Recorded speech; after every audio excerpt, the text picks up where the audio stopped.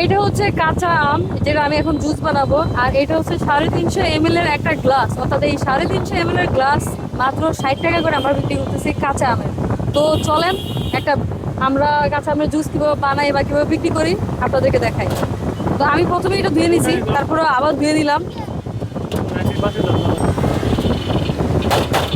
এভাবে কুচি কুচি করে আমগুলোকে আগে কেটে নেই, তারপরে এই যে ব্লেন্ডারে দিয়ে দিলাম। এখন এটার সাথে কি কি যাবে আমি একে একে আপনাদেরকে দেখাই। প্রথমে পুদিনা পাতা, তারপরে এই যে মরিচ। মরিচ ছাড়া কাঁচা আমের জুস খেয়ে কোনো কোনো কোনো মজা নেই। আচ্ছা, আমার ছোট্ট কাস্টমার মরিচ বেশি খাইতে পারবে না, হালকা দিয়ে দিলাম।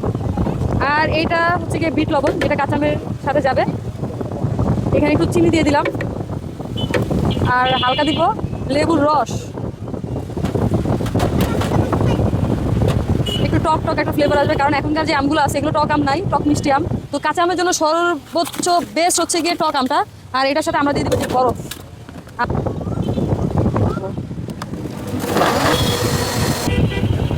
আমাদের এই যে কাঁচা আমটা দেখতেছেন, এটা জুসটা কিন্তু রেডি হয়ে গেছে। এই যে দেখাই আপনাদেরকে, 350 ml গ্লাস এটা, যেটা আমরা 60 টাকা করতেছি মাত্র। এই যে সবুজটা ম্যাচিং ম্যাচিং কাঁচা আমের সাথে ম্যাচিং ম্যাচিং করে একটা সবুজ পাইপ দিয়ে দিলাম। তো এই যে আমাদের 60 টাকা দামের কাঁচা আমের জুস একেবারে